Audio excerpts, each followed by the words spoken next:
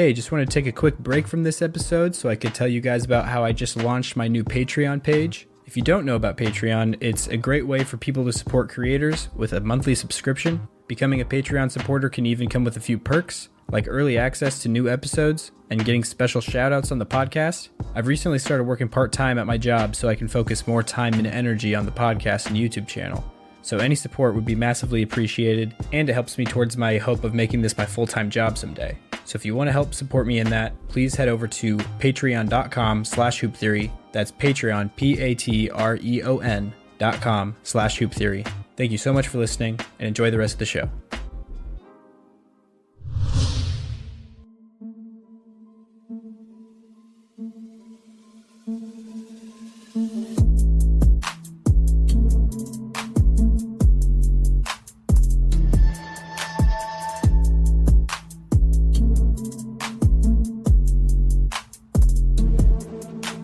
Hello, and welcome to the Magic Johnson episode of the Hoop Theory Podcast, aka episode 32. My name is Logan Wertman, and joining me once again is my good friend Jacob Roth. Jacob, how's it going? It is going fantastic. Had a little bit of a blip, game 3, but game 4, 13 seconds left, we're up 127 to 118. So feels good to be a Celtic. Also feels great to be a Boston sports fan. We got a Red Sox win. We also got a Bruins win today as they went up on the Panthers 3-1 or 2-1. Anyway, great time to be a Boston sports fan. City of Champions. Oh, that's also a tease. It's 8:30 on the 23rd of April, for those who are wondering what time we're recording. Central time. Central time zone, of course. Forget all those other lousy time zones, am I right? Yeah, Central is where it's at. Yeah. But yeah, it's right at tip-off just about for the Nuggets game. So I'll be catching up with that after we're done recording here. But hopefully we get a sweep. That would be the first sweep in Denver Nuggets history. At least in NBA history. I don't know if they had one in the ABA. But I kind of expect us to lose this game almost because I don't know. I feel like that's in our nature to mess around and drop at least one. True. But my thought, I think that if a team was going to lose a game to a seed they shouldn't, it would have been game 3. Because people sometimes are a little bit rough. And you had your rough third quarter. You made it through, though. In game 2, yeah. In game 2. And you still got that one in game 3. So Jokic is playing, isn't he? I knew he was, not up in the air, but it was a weird deal for game 3. Yeah, he has a sprained wrist. So he hasn't been shooting super well. It's on his shooting hand, too. And then he still has this calf strain too, but he's been doing just fine. He's kind of been in low gear, like he hasn't really needed to take over for the most part, which is nice. So it's just been he keeps us above water when things aren't working, and then we'll get at least like one Porter quarter and a Murray flurry every once in a while. Also, I know that like the NHL playoffs, this is kind of like not what we're talking about today, but this is something that my mind's breaking. Why, on this beautiful thing we call Earth, did the Sixers and what was the other series? Clippers Suns play 4 games before a handful of teams played 2 or played 3? The Sixers had wrapped up their series when the Grizzlies Lakers was 1-1. Yeah. That's why? How? And I'm not sure. It doesn't matter, but it let's say if it was like the team feeding into that Sixers. You know what I mean? Like, that's huge. I'm guessing it probably has something to do with tour dates of the arenas, like the venues. Well, and I know that the Clippers, Lakers, and Kings are the Hockey Kings, sorry. Hockey, yeah. They're all having to share the one, so that makes that difficult. But I'm just like, what? From like a competitive standpoint, that's insane, and it doesn't matter this time. But if both teams, let's say it was Celtics, Sixers, because I just know that's the matchup going into the next round.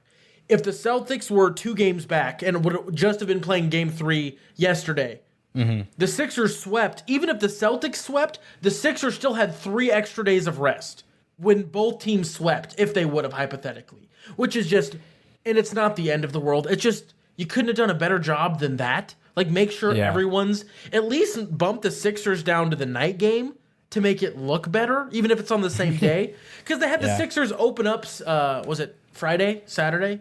They opened up Saturday. And then the Lakers played, and then the Clippers played that night, or I had those flipped, I think. I think it was Clippers played in the afternoon, and then the Lakers played at night. Yeah, at night. Both of them, but were in LA, so they had to do a court flip and all that. But I was just like... And the Bucks Heat was the night East game. Also, yeah, but it's just wild to me that the NBA usually is goated with the sauce when it comes to scheduling. Like, Christmas games, like, when's the last time we had, like, a really super dud Christmas game? Or, like, they won't schedule, like, the Heat didn't get any big primetime holiday games because they saw the writing on the wall that the Heat might struggle. And I'm like, shout out to that guy. Or, like, a couple years ago, this is more luck than anything, but, like, the Celtics and Lakers played each other for the winningest franchise in NBA history, and they were tied, and they played each other for the... Like, that's crazy. Yeah, that's insane. And then they, like, also little things like they gave LeBron that giant home stretch in LA. Like, they played, like, 6 games in a row at home around when he was going to... He would, yeah. And, like, it's just, they do great things like that. The only one that was away, or the only 2 that were away over that stretch, was one of them was Madison Square Garden, and the other one was Milwaukee, because Kareem. See, right. Like, genius. Or put it in Cleveland. That could have also been okay. Also, I'm bouncing. Pivot, segue. Are the Knicks going to win the NBA Finals? That's dramatic. I'm going to go out on a limb and say probably not, but it's crazy how much that's in the cards now. No, because there's a world. Let's just say that, like, they get past the Cavs, which have been a choke USA. I think they're way better. They are a step above the Knicks. I won't say way better. They're definitely a step above the Knicks. And Madison Square Garden's a hard place to play, but they're down 3-1, aren't they? Yep. That's rough. But okay, let's get through this. They shouldn't have lost game 1. I think that's what really hurt them. The Bucks might not be healthy. The Bucks might not get past the Heat. They probably will, but Giannis isn't playing again tonight, or didn't play yesterday. My days are all jumbled up. I don't think it was last night. He didn't play. And he's not playing tomorrow then. Like, he might miss game 4 also. Oh, okay. I see what you're saying. Yeah. Which is going to throw a whole wrench in that thing. But, like, this is crazy. But they're back at... No, they're still in Miami. Yeah, for game 4. And Miami choked it away by not... Just win on your own home court. You got the hard win. Anyway, it's just... Didn't they win? They won. No, they lost. Game 3?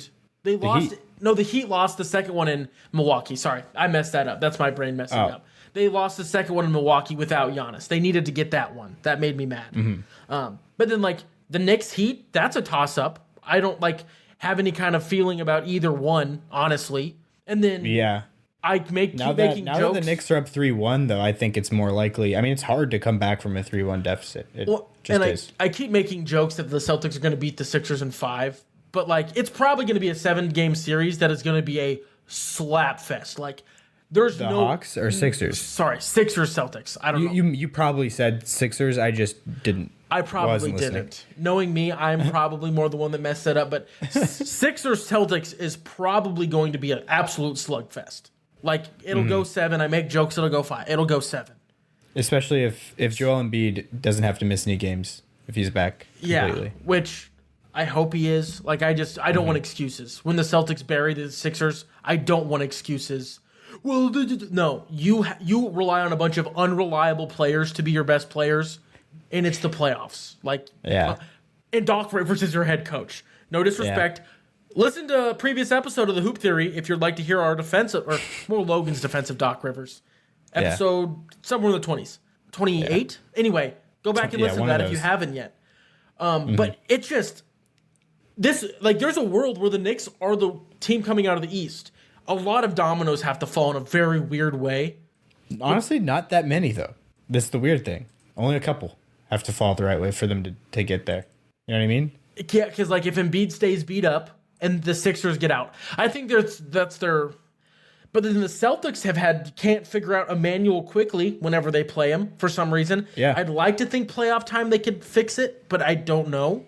We weren't even going to really talk about, like, currently what's going on in the playoffs today, but there was just a couple things that I wanted to yeet into the internet, just get it out there because... Yeah. And then on the West side, Golden State's not dead. Oh, yeah, no. Is it going to be Golden State Knicks? Is that what the finals are going to be? Is there some weird world? I hope not. I also hope not, because that means that I have to look at Klay Thompson count one more finger when he's going through his counting. But, like, It's just crazy. Also, Draymond came off the bench today. I don't know if you saw that. I didn't see that. Yeah, so Game 4 was played today. It's 2-2. The Warriors were able to knot everything up. It was a close one. Former Warrior Harrison Barnes almost downed his former squad, but he couldn't get it done. But Draymond came off the bench. That's interesting. I glanced at the box score earlier, but I didn't notice that. He still played starter minutes, but I think their starting five was Thompson, Wiggins, Looney, Curry, Poole. Yeah, you're right. Draymond played 31 minutes, though, yeah. No, he played starter minutes, but it was... And Poole only played 26, probably because he's giving up too much defensively, but... And not really providing all that much... Consistently not providing that much offensively. Mm-hmm. He had 22, to give him credit, but... This game, what is he at? He hasn't been consistent at all. Mm-hmm. He's like just a bad version of J.R. Smith, because at least J.R. Smith was like at one point like everybody jokes that it was a heat check player, but it was more like he already has 15, then he heat checks, not like his entire offense is heat checks. Yeah, he was, and he was even though he was heat checky and kind of not even kind of streaky, he was really streaky. It all averaged out to the point where he was a really good shooter. You know, like he had a lot more highs than lows. Also, he was a really good defensive player too. Which also helped. Did we do a real intro for this episode? Did I just totally space out? I didn't. Yeah. Who's the person for today? Magic Johnson. Oh, okay. One, shame on me. I should have known that. And two, I don't know like why my brain blocked that out. Probably because I went in rant mode immediately. But yeah, I asked you how's it going, and you just started talking about what the like series total was, and you didn't even say like what series you were talking about. You were just like, oh yeah, went up to and then. So, yeah. I got a lot of things bouncing through the brain today, fellow listeners. But it's a great time to be an NBA fan. I must have had a lot of things bouncing through the brain last episode that we recorded, because I noticed while editing that one that I didn't say the actual episode number in the intro. I just said that it was the Reggie Miller episode. And then also later in the episode, we started talking about Reggie Miller, like about his quote that he had about Giannis and Tyler Hero. Oh, yeah. And we both didn't even connect that he was the episode muse. Wow. Yeah, that's shout out to Reggie Miller. And I think my favorite part is like if you listen back to the call, like a minute later, he's like, he doesn't say it, but like you can tell he's like, I don't know why I said that. That was just like filling air. That's not a basketball sentence that makes sense. But no, yeah. The other thing that we should probably touch on before we move on to the meat, the potatoes, the meat of the episode is something that happened yesterday in the games that I feel like can't go unmentioned, which was at one point, if you took a screenshot of the game 6 minutes into the first quarter, the Memphis Grizzlies were on a 16 point pace. If they would have kept that pace, they would have scored 16 points in regulation. Yeah. Which is wild. They had 4 points at the halfway mark of the first quarter. That's just crazy. So that puts them on a... Or no, they had 2 points. They had 2 points. Yeah. Yes, because usually like runs happen, but it's not usually like, oh yeah, the game opens on this giant run. Also, Dylan Brooks like punched LeBron in like the chest or nuts or I don't remember. Yeah, I've kind of just blocked that out of my mind. I don't want to pay attention to Dylan Brooks or anything that he does anymore. Yeah, Dylan Brooks has to be an all-star for me to feel like his behavior is warranted. Yeah. Like an all-NBA caliber all-star. Like, he has to be better than Julius Randle in a given season to act like an actual crazy person, saying he doesn't respect LeBron James because he hasn't put 40 on his head. What? Are you crazy? Yeah, are you insane? Score at least How 40. old are you? How old is Dylan Brooks? 26, I think, 27, something like that. So he was literally 7 years old when LeBron showed up in the NBA?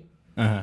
The delusion. Anyway, we don't need to talk about Dylan Brooks anymore. Yeah. We already gave that man too much time. But yeah, for sure. I love it, but I wish he was better so it wasn't as crazy. But yeah, Memphis, they ended the first quarter with 9 points.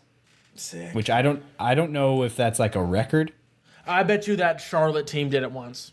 I bet, yeah. The 7-win Charlotte. Yep. But yeah, that was just pretty nuts. The Mavericks in 97 scored 2 total points in the quarter.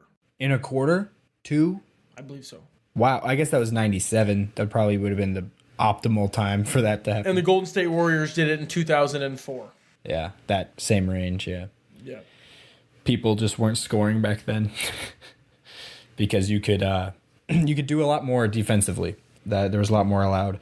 But anyways, the defense though that was being played on LA's side, like Anthony Davis, it's just crazy how he can roll out of bed and decide I'm going to be the best defensive player on planet Earth today. Like he just has that switch that he can flip, and he's very, I guess, selective on when he decides to flip that switch. But every once in a while, you'll see it come out.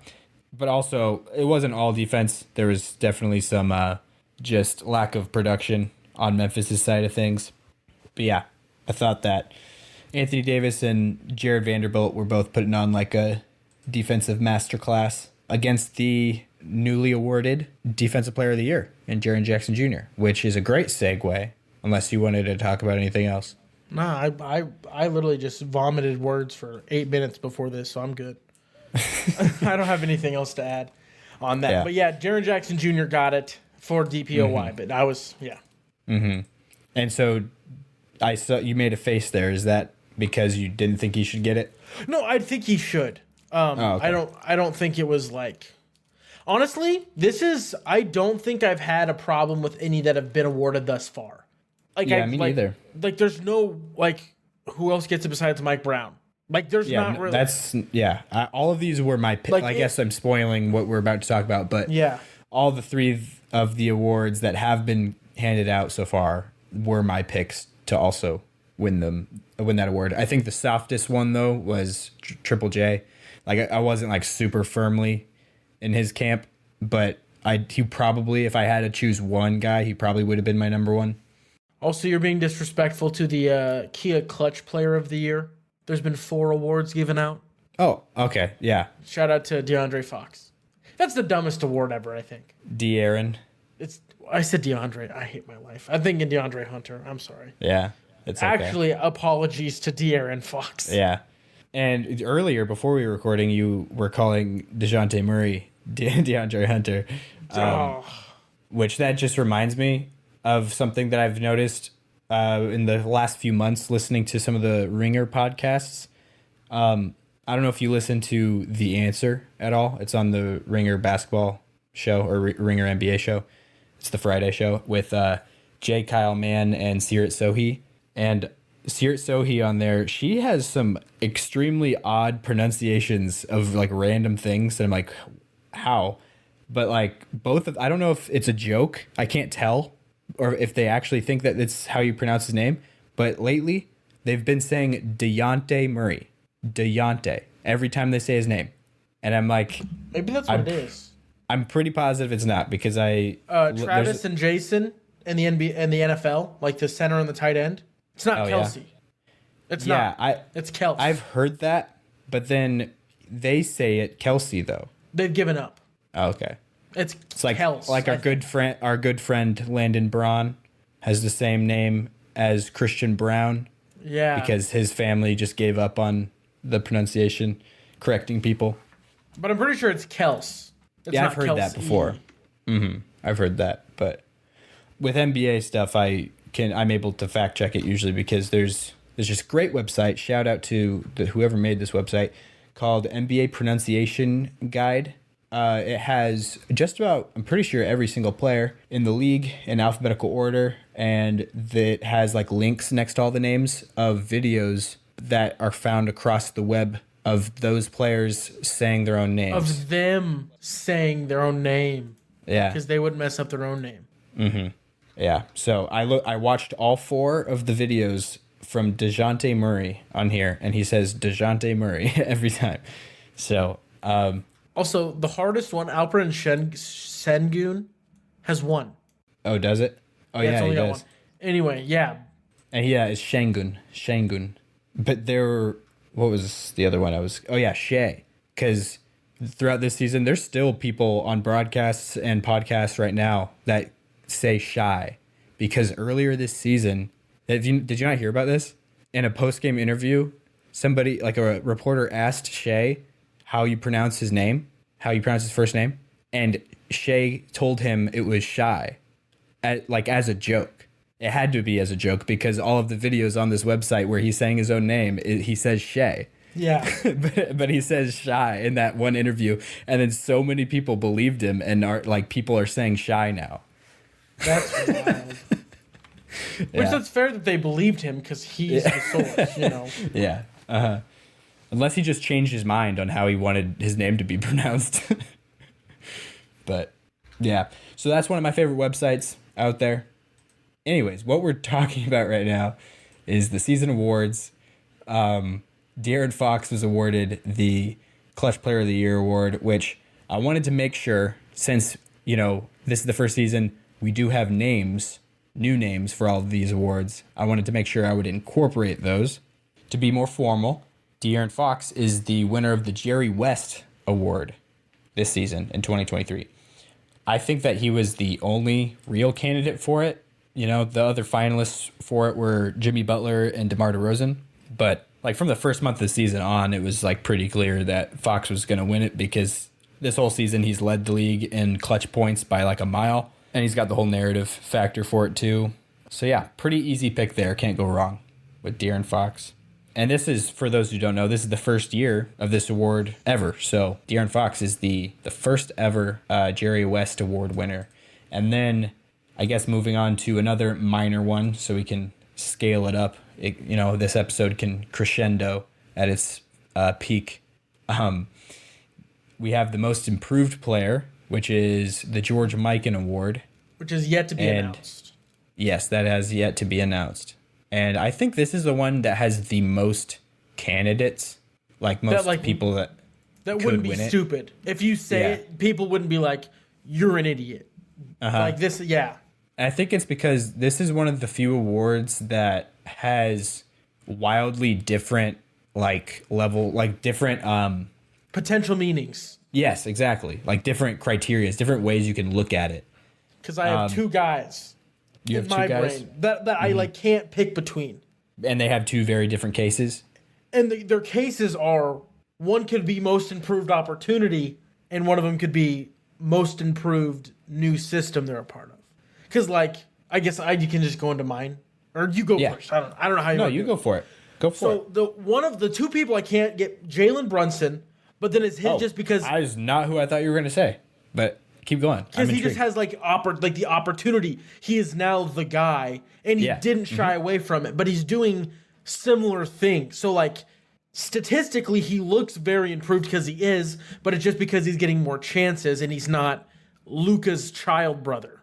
Because he's the guy now. He has more volume. Mm-hmm. That's for sure. And then my other case is Markkanen because he's getting used correctly. He's finally getting used correctly. I see what you're saying. He's in a different role. Mm-hmm. So that's what I meant by that. And so I've got those two guys, and then there's also all those guys that take the year 1 to 2 leap or 2 to 3, and those are it's yeah. None of them were even on my radar. I can't think of one off the top of my head. A 1 to 2.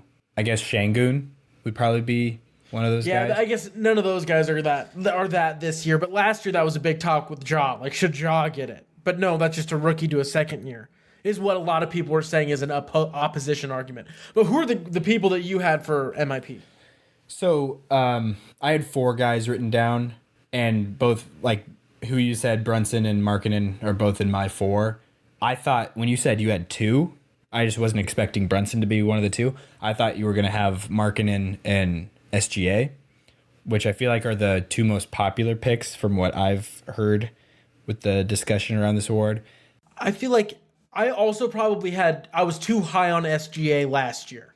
So I probably in my brain didn't give him the big enough he's him now, because I already looked at him as him. Yeah. So that's why I didn't even SGA, if I would have thought hard and long enough, I probably would have came to that, but I didn't. So yeah. Mm-hmm. Yeah, I feel there's I get that point, and I hear it a lot from people too that say Bill Simmons. That was his reaction to the Ja Morant most improved player. He was awesome last year, and it's okay, but he was you could say he was really good, but he's on a completely different level now. This season. I sometimes I feel those are the best cases because it's the most like in a vacuum. All you can attribute that growth to is like actual growth, like they're Yeah. improving. In other situations, like with Markkanen, it's like Or Brunson. he could have been this good, or yeah, Brunson, he could have been this good all along. We don't know. He's just has like way more opportunity. So, and like also another thing is something that I feel like we do that I'm not sure if we should a lot of times is we treat like if we see a player who's developing, who's like a young budding star, we see them on a certain trajectory. And if they follow that trajectory, then we don't see them as improving really, which it's like just because you're expecting them to get way better doesn't mean they always do. And that Jason Tatum's never been in the MIP running, which like you could argue that his year 2 to year 3 gap, honestly this year, because he went from every year before now, he's had this terrible stretch of the season. And that got knocked out this year. Jaylen Brown makes a 5-point a game jump every single year on top of improving in other places. So it's like, it's a very subjective, those are obviously two guys that I watch a ton of the basketball of. So like homer type of, not that I think they should have ever won it, but he's never even been in the conversation for it at all. And you could argue that like he had the same jump that Shea did from year 2 to year, or for Tatum from year 3 to year 4, where he went from like a dude to like, oh, that could be the number one on an NBA Finals team. Yeah. And then, yeah, from 5 to 6 was also a big jump. So, I've never really thought about that before. But this is also a more recent idea that I've started to think about, like with this year's race exclusively, where like I started to think about the idea of like, why just because we're expecting Shea to get better than he was last year, does that like why do we have to subtract that from his case? You know what I mean? Yep. It's like he still is getting better. And that's what this award is for. Yeah, Tatum had an 8-point jump year 2 to year 3. 8 points a game. A whole assist a game, a rebound a game, and a half a steal a game. Never got even brought up 2019, 2020 most improved player. Year 2 to year 3. Okay. Yeah. I thought I from was looking 15 at to 3 23, and that's like a big anyway, yeah. Uh-huh. Also, that may or may not have coincided with a certain someone leaving the Boston area, but doesn't matter. Don't have to bring it up. Yeah. But I think that's why I feel like Shea's a really good pick, and like Lauri Markkanen is a really good pick also. Like I wouldn't disparage anybody for picking him, like because I don't know what the criteria of this award should be. If you should really think about like the opportunity thing, it's kind of hard to weigh that sometimes. But it does, just overall, it does seem like Lauri Markkanen is a much better player right now than at least people thought he was. Who's your fourth? Oh, yeah, I haven't mentioned the fourth guy, and that is Tyrese Halliburton. He's kind of, like, I feel like he's pretty solidly in my fourth spot just because of the amount of games he's played this year. If they handed these awards out at the All-Star break, I think I would have. He might have won it. Yeah. Mm-hmm. Him or Markkanen, probably. Just because the Pacers as a whole team kind of just deflated. Not terribly, but they missed the playoffs. They, like, all the juice they had kind of just disappeared, so. Yeah. And part of the reason why I feel like he just deserves to be in this conversation is I vividly remember thoughts that I had before the season started where hearing like the Pacers organization give quotes on media availability day during training camp where they said that Tyrese Halliburton, they see him as their like Reggie Miller of this generation. And like that he was like going to be their franchise player, like, you know, all this. And at that point I was like, I didn't really think about being like a superstar being in the cards for Tyrese Halliburton. I've always thought of him as more of like, he's got a really high floor, but like he's not that high of a ceiling. Like he's just a really solid, going to be like a really good third best player on a championship team type of thing maybe. But I was wrong. Like right out of the gates this year, it was like he is doing everything. He's one of the best passers in the league. He's making every shot he takes, even with that funky shooting form. He's a really good three-point shooter. He's also just a really smart player. He makes good decisions.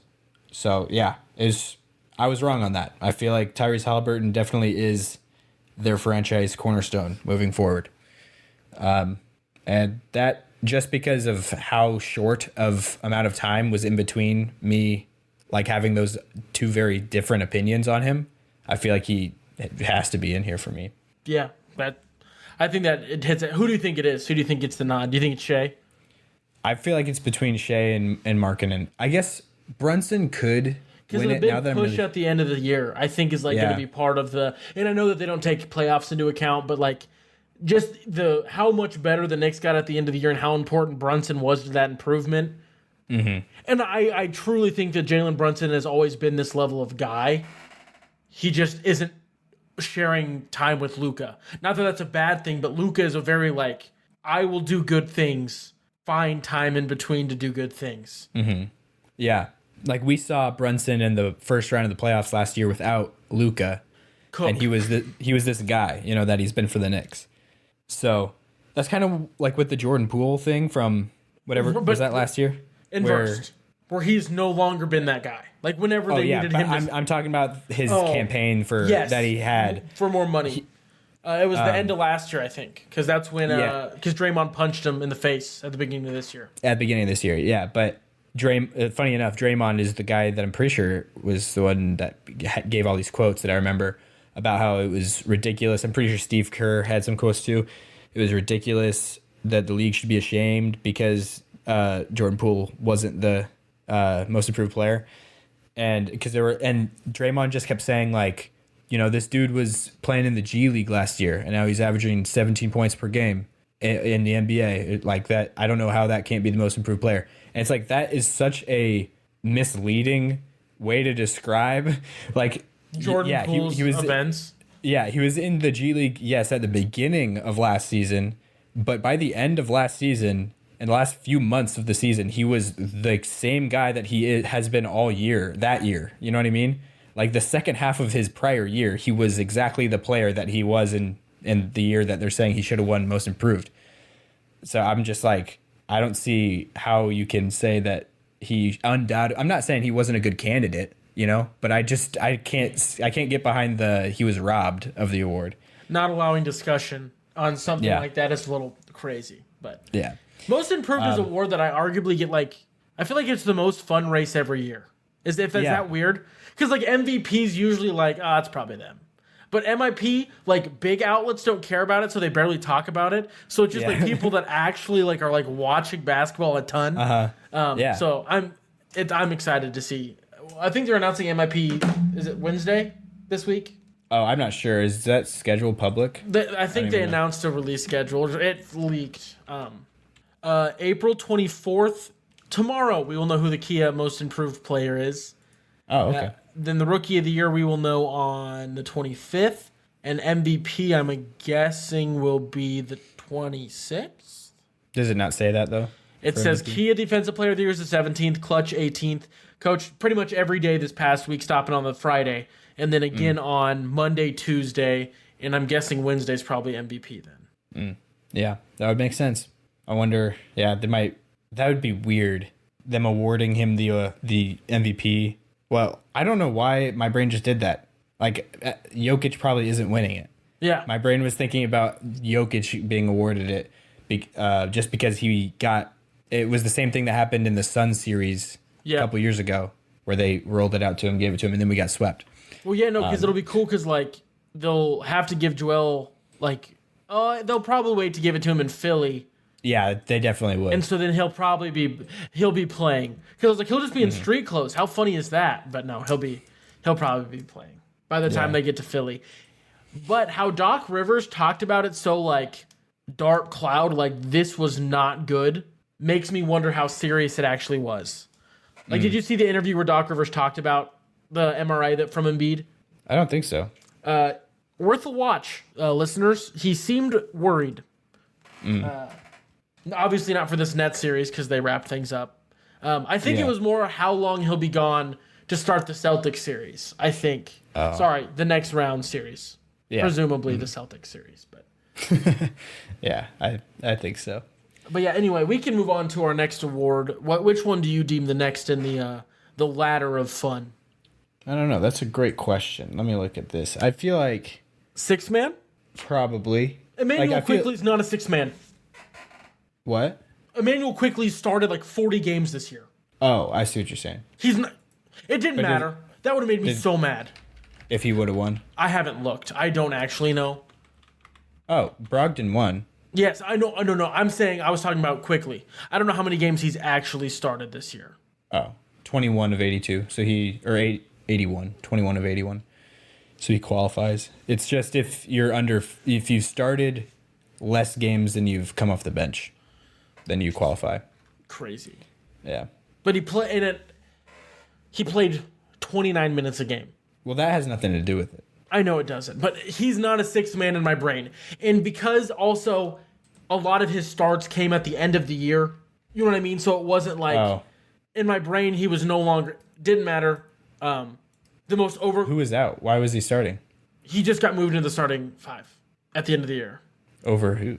So it was Brunson, IQ, RJ, Randall, and Robinson? I think so. That's what it was at least one of the nights the Celtics played him. Yeah, usually I feel like I'm pretty sure Josh Hart starts usually. But yeah. Anyways, Brogdon did end up winning it, which I think was a good pick. I wouldn't have been mad at either. I didn't realize Brogdon hadn't started a single game this season. Nope. With all the injuries the Celtics have had, It's never where Brogdon really plays. Huh. Because Derek White takes the Marcus Smart spot if he's out, and then they just shift everybody up. Like, they have this weird thing where they can like slide all their pieces around, and Brogdon is almost... If Smart and Derek White were both out, then it would be a Brogdon start. Mm-hmm. It's kind of like when Dwight was on the Sixers and Doc would, no matter... So when Joel Embiid was out, he would still bring Dwight off the bench, and then he would start like Tony Bradley or like somebody like that. Like, he would keep Dwight in the same spot.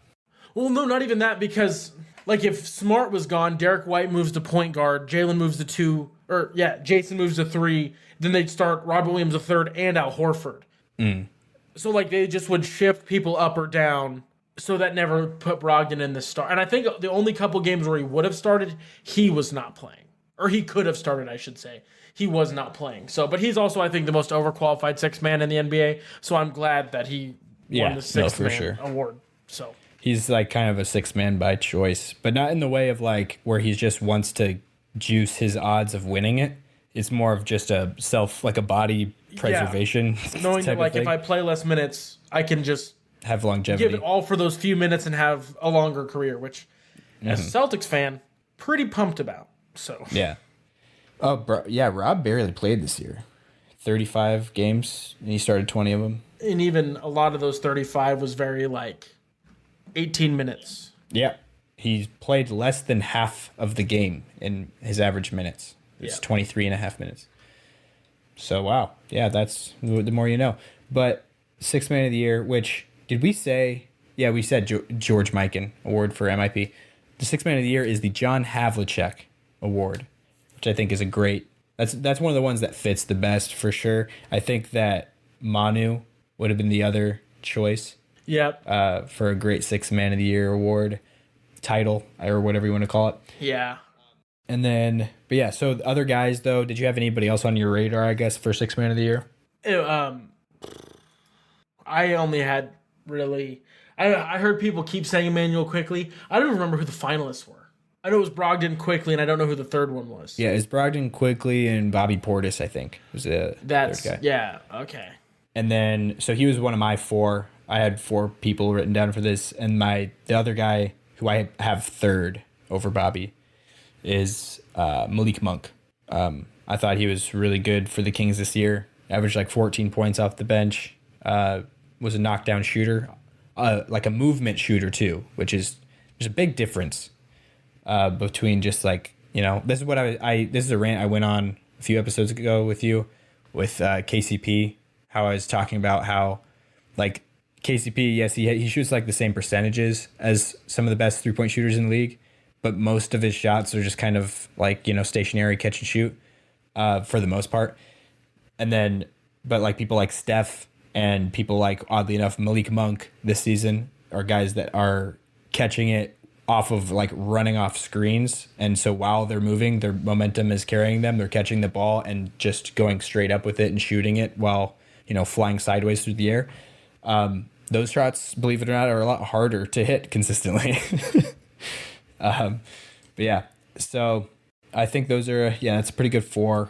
And I just want to throw Malik Monk in there as a honorable mention. But Brogdon, I think, is a really good pick for Sixth Man of the Year. He probably would have been my guy for the John Havlicek Award.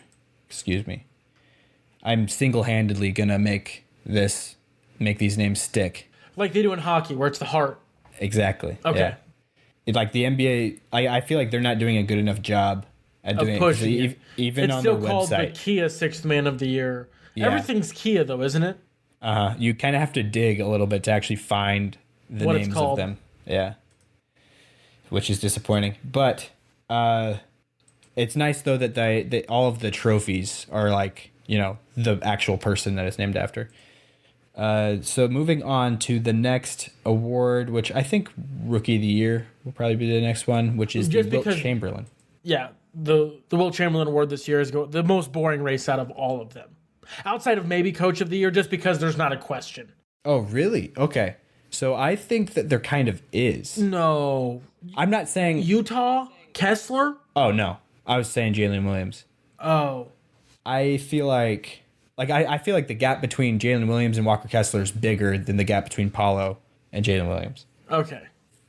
I'd probably, gun to my head, would still lean Paulo, but I really do feel like some of the there's some things to Jalen Williams' case. And the reason why I am talking so much about it right now is because a few months ago, or not maybe a few months, but maybe like a month ago, when I started hearing the buzz of Jalen Williams' case for Rookie of the Year, I was like, there's no way. People are just doing that to have something to talk about.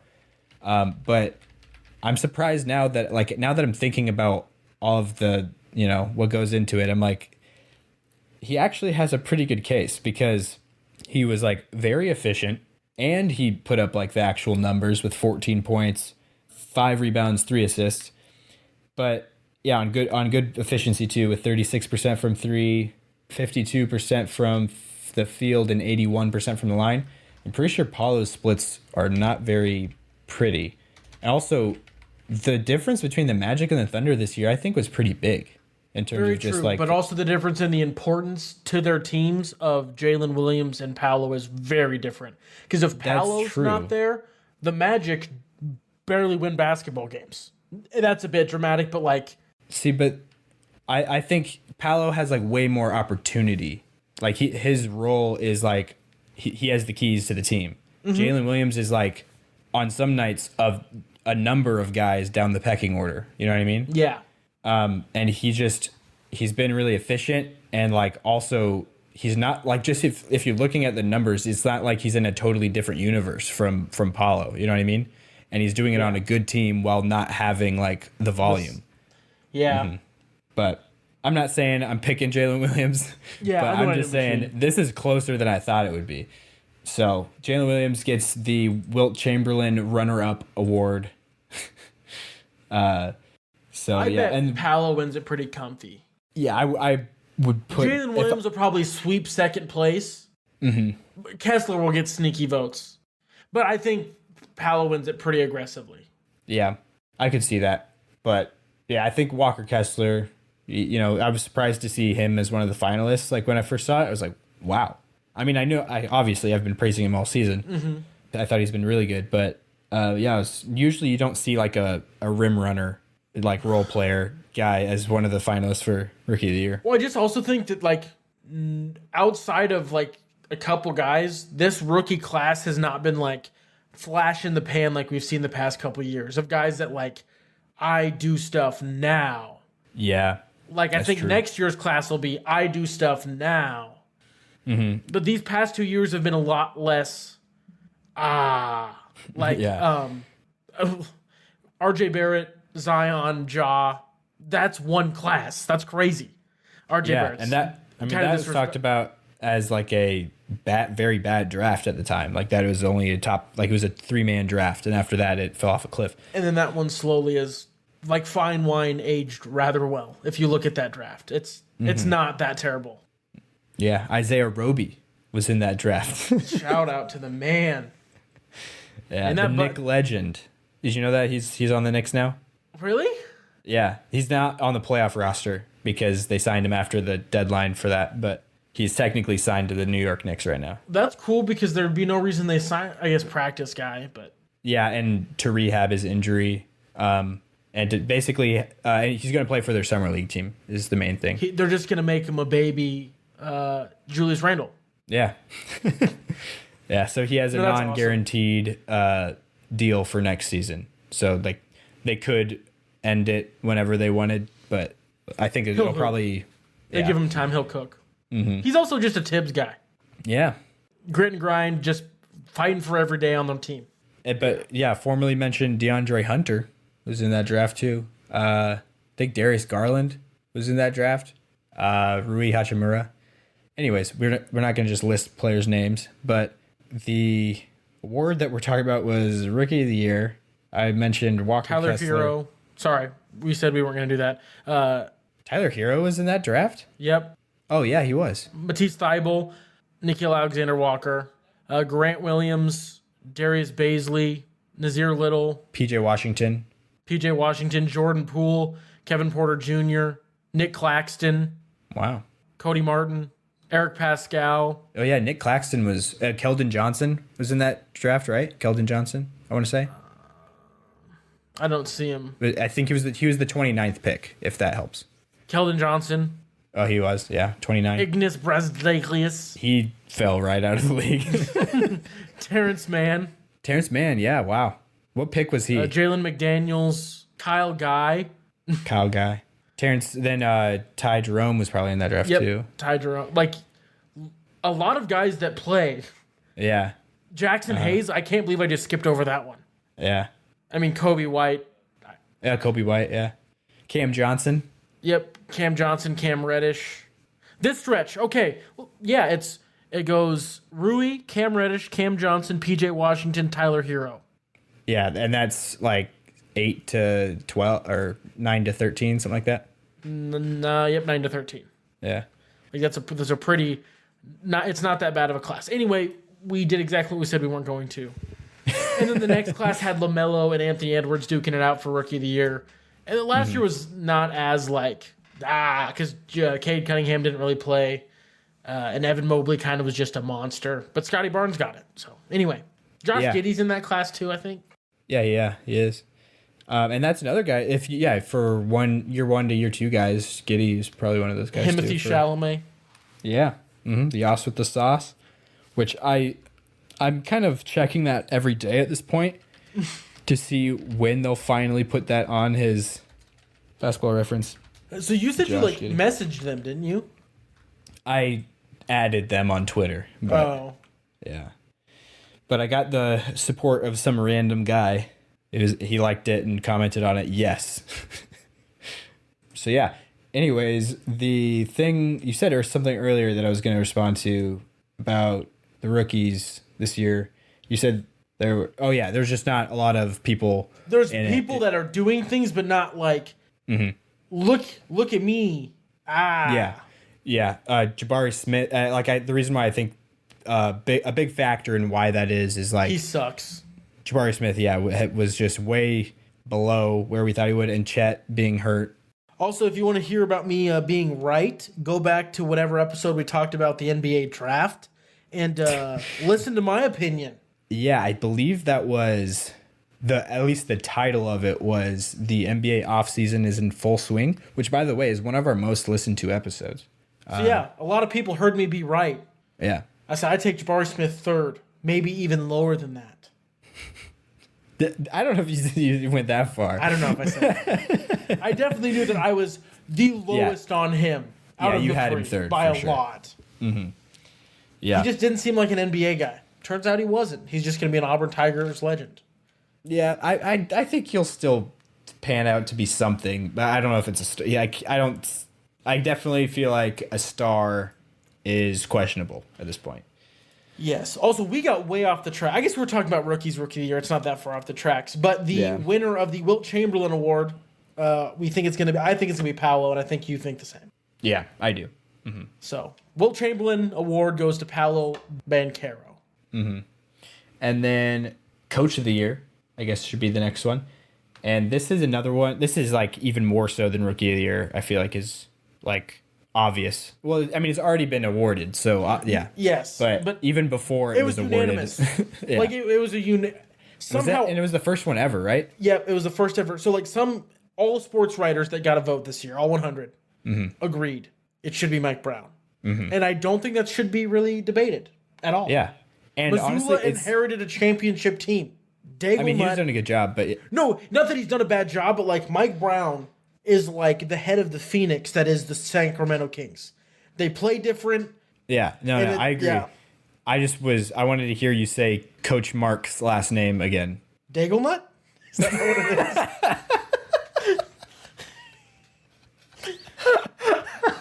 is? Wait, what is it? It's just Dagnalt. I like Daigle Nut. Oh wow. Dagnall?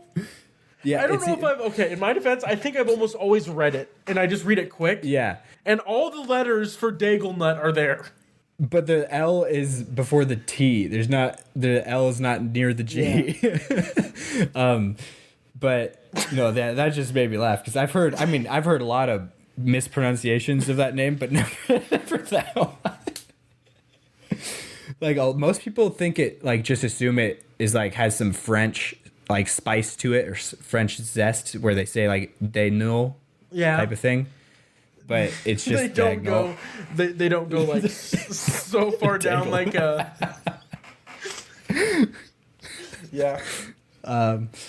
But yeah, it's either Dagnall or Dagnall. I usually say I went off of Daigle Nut, so I'm gonna say it's Dagnall. Yeah. Anyways, I'm like actually like low key embarrassed. I didn't realize.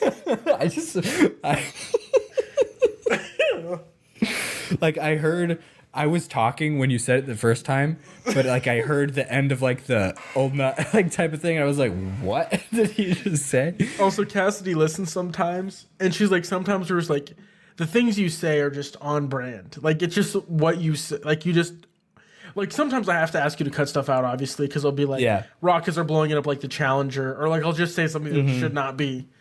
But yeah, I've kept in a couple of things that you told me to cut out. But I've heard that. Yeah. I think I didn't. I called. Well, sometimes you don't give me much of an option because you tell me to cut it out, but then you don't like re-say what you said to make it so I could edit like it together to make it make sense. Did you keep it basketball? No, that one was hard to get fixed. And I should have just. It doesn't matter unless it's like something that will get me canceled on the internet, like I like slip up and accidentally say like a racial slur. Not like saying it on purpose, but it sounds like it. If I mispronounce a last name or something, that's the only time I like really would appreciate it. Other than that, it's whatever. It's just part of the flair. Anyways, I don't know how we got off on that. Yeah, sorry, that'll be a fun thing for you to listen to later, probably. But yeah. Anyway, are you wanting me to cut that out? No, I don't care. You can leave it. Okay. You do whatever you want. Well, we barely talked about Coach of the Year. I feel like there's other guys, like not people to win it, you know? Yeah. Like this is just handing out like participation trophies for every year. Yeah. But like the thing is about how crazy it is, how, you know, Mike Brown, all 100 of the voters for this award unanimously chose him. And I feel like it's really impressive because it's not even a year where I feel like there's a lack of candidates. You know what I mean? Like, it's not like an empty year where it's like, oh, there's just one guy that has a good case, so obviously it's him. It's just he has an amazing case, like, more, you know, way more amazing than usual. Like, Mark Dagnall this year, I feel like he's like not most years, but there's probably a good amount of years you would see him get this award with having this kind of season. Will Hardy, I think, was a good candidate. JB Bickerstaff with the Cavs. Joe Mazzulla, who I didn't mention, but he was one of the finalists, who, even though, like you said, he inherited a lot of talent, but he also hasn't thrown it away. Yeah, and like he was able to navigate a situation that everybody knew would be difficult to navigate. He was kind of thrown into the fire. Jason Kidd. I'm just kidding. Oh, I was like, are you serious? Yeah, that is probably, if we had maybe we should do that for all of these awards. Choose the antithesis of the award. That'd be fun. That could be an episode or like a quick. Which we don't need to be mean, I guess, but no, it's not mean. They'll make more than we make in our entire lives in a year. That's true. We're not being mean. Jason Kidd was a terrible head coach this year. He was, and he had amazing quotes that just made it like all the more entertaining. About like he was atrocious. I loved my favorite quote from him this year was I'm just a innocent bystander. I'm just like you guys. I'm a fan. I'm standing here on the sideline. I can't control what goes on out there. It's like you and a fan are not on the same level of control over the game. That's just not even close. Yeah, he's the ultimate deflector of blame in press conferences. It's pretty great. And then did I mention Rick Carlisle? I think was the last name I wanted to throw out there into the void of people that could get the Red Auerbach Coach of the Year award. Do they still do Executive of the Year? Yes, and that is also the Red Auerbach. Just kidding. It's probably not. It's not. But I feel like I just saw that recently. What it was. Let me look. Oh, never mind. That's why I remember it. It's the only one without a name. Oh. It's just the NBA Executive of the Year award. I feel like you could make Red Auerbach. Auerbach, yeah. You could make them the Coach of the Year award, and then like make them the Executive of the Year. I see. Yeah. And then make the Coach of the Year like Pat Riley or Greg Popovich. Would be a great Eric Spoelstra someday. Yeah. Like, and the thing that's what's going to be hard is like there's going to be some guy that is going to be like it should probably be him, but you won't be able to like Havlicek the Sixth Man of the Year award. I mean, they might eventually. Who knows? I mean, I feel like some of these awards did actually have names like of players attached to them. Technically, they did before, but it just wasn't as advertised. I guess upfront or advertised, yeah. Because now, like, the shape of the trophies and everything like shows the likeness of the person. Matters. But yeah, the NBA Executive of the Year award. I feel like if you're keeping Red Auerbach as Coach of the Year, Executive of the Year could be Pat Riley. Pat Riley more recently. But like if you go back in time, like Jerry West, but he's already Clutch Player of the Year. And then Mitch Kupchak, I guess, with the Lakers. That'd be a good one. Yeah. But anyways, the other award, I think we got it on Coach of the Year. The last award is one that we've talked about way too much, and honestly, we probably won't talk much about it right now, is the Michael Jordan Most Valuable Player of the Year award. And the three finalists for that, you will never guess them. It's impossible. It's Jokic, Embiid, and Giannis. I was bummed because my fantasy team was the 2023 Jason Tatum Kia MVP award. That was like the name of my fantasy team. Oh, yeah. And it looked good for about a month. At the beginning of the year, yeah. And not so much anymore. I think it's going to be Embiid. Mm-hmm. I do too. Yeah, it'll be Embiid. But who's your pick for it, though? Like, who would you... If you had a vote, if Jacob was the only person who decided, like, who wins all of these awards, who would you give the MVP or the Michael Jordan award to? Is it... I think Giannis. That's a pretty good pick. I also hate when people don't play defense. It makes me so mad. Oh, you're talking about Jokic. Jokic. I thought you were talking about Giannis for a second. I was like, wait, what? No. Oh, Jokic. We didn't even talk about Defensive Player of the Year. We skipped over that. But no, we talked about it to open. But all we did was mention that JJJ won it. We didn't. Oh, and it should have been could have been Brook Lopez. The other people that were involved,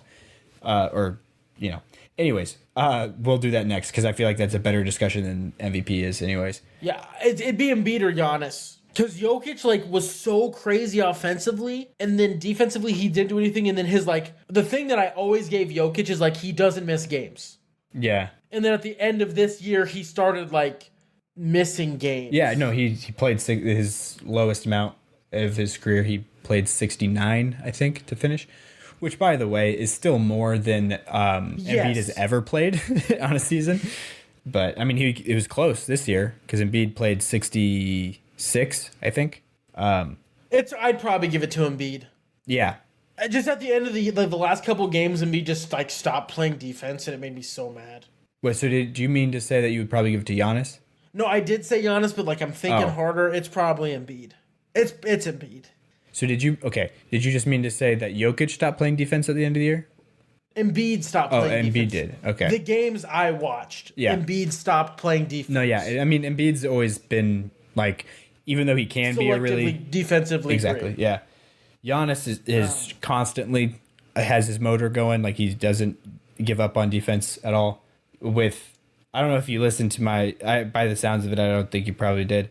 The solo episode that I did recently, where I talked about the MVP award, and half of the episode was me ranting about Nikola Jokic, like on defense, about how I don't feel like he's like a liability on the defensive end, other than in very specific cases, and those cases hadn't like been really exploited throughout the season. And it's just, to me, it's like a little wild to say that somebody's a bad defender when they've led the entire NBA in defensive rating the past 3 seasons in a row. Like, I'm not saying that he is the best defender of the league or that he's Bill Russell or anything like that, but I'm just saying it's hard to call him a negative on the defensive end. And I don't think he's a negative. I just think he makes everyone around him the same way with like Rudy Gobert in the playoffs. Giannis improves the defense of everyone around him. Mm-hmm. Everyone around Jokic allows him to only do what Jokic can do defensively. You know what I mean? Like, people have to, like, strategically, because it's worth it, alter how they play defense to make Jokic's life easier.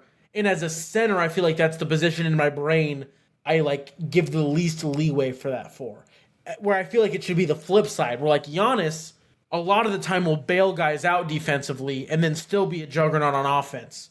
But Jokic is such a juggernaut on offense that the fact that guys have to work around him defensively is kind of like brushed under the rug almost all the time. But I think this is a close MVP race. Like, I really think it is. Yeah. So it comes down to like the nitty gritty, and then Embiid, like you said, can selectively be great. It's wild that we have like the different 3 players that we have. They're similar but different. It's very interesting. Yeah. No, for sure. I don't know. But does that make sense? Why, like, well, yeah. Sorry, you were gonna go into it. I was just gonna say the working around him thing. Like, I feel like I see what you mean, and I think that people the extent of what they need to do to adjust to play with Jokic is really just, they're playing a different role than they normally would. It's not necessarily that they're doing more. It's just they're doing different things. Like with Aaron Gordon and Michael Porter Jr., the way like the Nuggets play defense a lot is different than most teams, how they defend the pick and roll, where, because they don't put Jokic in drop, because that's what has been exploited is so much in the playoffs. So against any team that has ball handlers that can shoot, we just automatically this season have been playing with Jokic up at the level of the screen where he hedges, on the screen. So he makes the ball handler pick up the dribble. And then, so, the roller, obviously, doesn't have a man on him. And so that brings either Aaron Gordon or Michael Porter Jr. over, or maybe Jeff Green, depends on who's in there. But one of those guys rotates over to tag the roll, and both of those guys are really long, athletic, able to be pretty good rim protectors.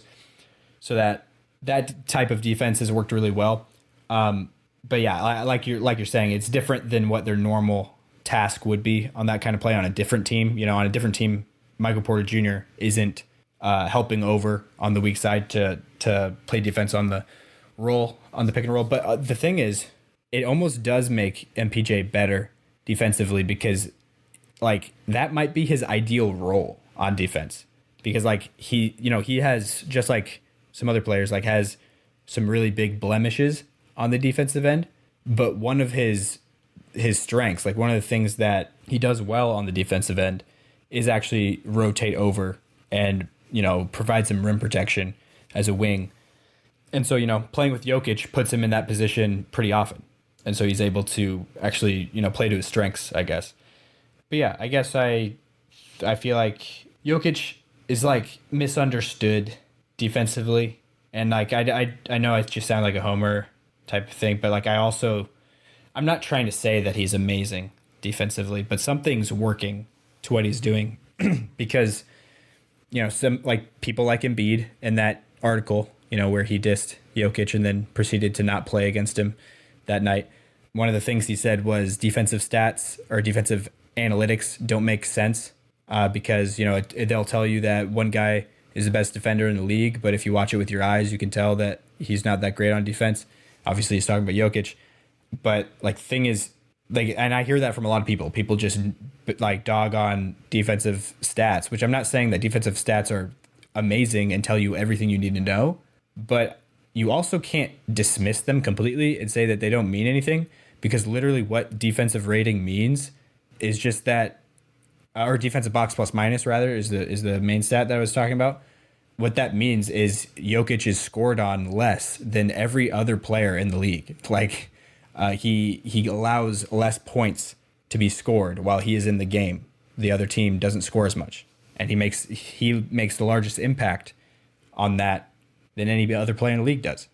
So, you can dive into the ins and outs of where his weaknesses are defensively, but at the same time, it's like he's basically our coach on both ends of the floor. Like if you watch a Nuggets game, just even one of them, you'll see him, pointing all the time, telling people where they need to go on both ends, and really directing traffic and calling out like when things need to be switched, all that kind of stuff. And so he's kind of like the quarterback of our defense in a way, and he's got really good hands and your offense.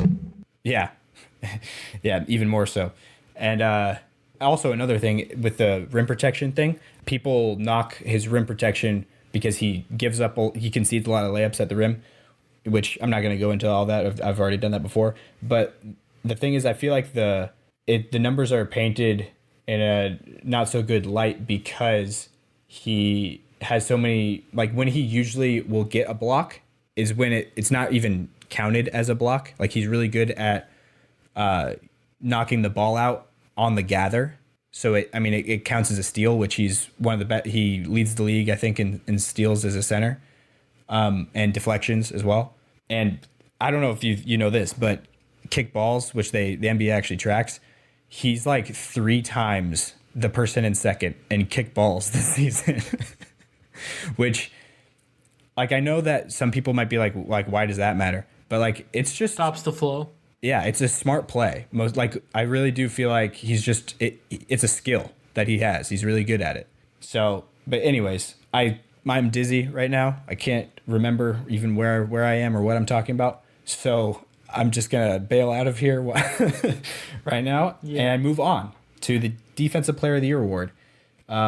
So we talked about that already from the standpoint of Triple J, Jaren Jackson Jr. I wish there was an easy way to say his name. Like, I feel like Triple J is not that cool of a nickname. I mean, it's all right because it's kind of like Triple H from WWE. But yeah, I don't know. JJJ also just seems like why are you saying that? When that comes out of your mouth. But so Brook Lopez was the other main candidate for this. I feel like Giannis was super overlooked for this too. I think Giannis, you could argue, is the more important defensive player for the Bucks. I also wonder if the Defensive Player of the Year award will no longer be like an MVP caliber guy, or if they're going to turn it into more of a like, all you do is defense. This guy plays defense. No, this is that's what he unfair. does. Both JJJ and Brook Lopez play offense too, but like, because Giannis is the best defensive player on the Bucks, I think. Overall, yeah. With Drew Holiday, I tried to say the not Daigle Nutty. Yeah. But then, or Brook, like, I think Giannis is what makes that defense work so well. Mm-hmm. All three of those guys, massively important. So if Brook Lopez is above Giannis, I think that's what it's going to turn into. Because it used to be like, it was those MVP caliber guys were winning, and I just don't know if they're moving away from that. Well, when did Giannis win? Wasn't that just like before his MVPs? I thought 2 years. Oh, he almost won last year was the thing, but Marcus Smart did, and then no, last year the runner up was Bam, maybe. No, it was another guard, Suns. Now Brooklyn Suns. Oh, Mikal Bridges. I think he was third, maybe. The finalist was Marcus Smart, Mikal Bridges, and maybe Bam. I feel like Rudy Gobert was in it last year. because I just remember me and you arguing about Mikal Bridges versus Rudy Gobert for Defensive Player of the Year. Yeah. I just remember that conversation. Is all I'm basing that off of. Like, both of us didn't pick Marcus Smart. Like, you had picked Mikal Bridges and I had picked Rudy Gobert. Just because I thought, yep. I'm pretty sure at least that's what it was. I think I talked myself out of Marcus Smart, so I didn't sound like a homer. I'm almost positive that's what I did, but But yeah, Giannis, I'm pretty positive won recently. he did win it once when he was MVP, 1920. Okay, that's what I was gonna say, 1920. So because he was the first player since Hakeem to win DPOI and MVP the same season. Yeah, that would line up. Which his second MVP and his first DPOI. Mm-hmm. Which I forgot to mention, Hakeem Olajuwon is the name for this award. So it's the Hakeem Olajuwon Trophy, and that was awarded already to Jaren Jackson Jr., who I think is very deserving of that award this year. He broke some records for, like, the block percentages and block rate that he had this year is higher than the league has seen in quite a while, and he's got a great nickname, Block Panther. That's like, at least I don't know if it's just Memphis people that say it, but like it's definitely used on the broadcast that I hear. It's not like one of those Basketball Reference names like mini LeBron for Eric Bledsoe. Yeah. Like that you've never heard anyone say in your entire life. But it's on there for some reason. Yeah. Anyways, the other guys though that I feel like were here for this award, some people like Bill Simmons, I'm pretty sure, and some other like names also. I'm pretty sure Ryan Russillo did too. Down the stretch of the season, picked Evan Mobley. He got a lot of traction near the end, yeah. Mm-hmm. And, because a lot of people were counting out Triple J because of the minutes. Like, he played so many fewer minutes than everybody else. And I think Chris Vernon's response to that logic was hilarious and actually really, I was like, oh, wow, that's actually a really good point. Is, he did more defensively. Like, he recorded more of all of these stats, put up bigger numbers in totals, not just in averages. Like, in total amount, he did more of all of those defensive things than Evan Mobley and these other candidates. But you're not going to give him the award because he didn't play as many minutes. It's like, that doesn't make any sense. He needed less minutes to be better overall. Not even per 36, just straight up better. Yeah, exactly. And it's just how significant of a difference between their total minutes is why people were like, he really hasn't played that. Even though he's played 66 games, which isn't that small, of an amount. He only averaged 28 minutes per game. The MVP of the league's probably going to have played 66 games. Yeah. Yeah, see. But then Joel plays 33 minutes per game probably. Yeah. And Jaren Jackson Jr. only plays 27 or 28, somewhere in there. And that's why people were like, oh, wow, he doesn't play very many minutes, so he shouldn't get the Defensive Player of the Year award. But, yeah, I do actually think that that's kind of that's a logical fallacy to think of it like that. Yeah. Well, he got it, which is, I don't think I have a huge ick about that one. Oh, not at all. Yeah. I think I said that at the beginning, that he would have been my choice if I had to pick somebody. But I did really see the case for the other names that I have on here, which I mentioned two of them. Or I mentioned three of them. So Brook Lopez, Giannis, and Mobley. But the other one was Draymond Green, I had written down.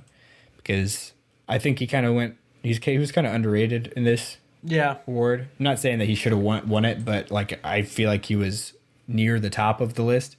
But yeah, so that is all the awards. I think we covered all of it. I think that's it, man. Yeah, that was a long one. It's not the longest we've ever done, but that was... because I feel like that's kind of our average. It's just usually the last few that we've recorded were pretty short. Oh, that's true. We usually go about an hour and a half. We had at least one within the last 10 episodes that was over 2 hours long. It was 2 hours and 20 minutes. That's wild. Yeah.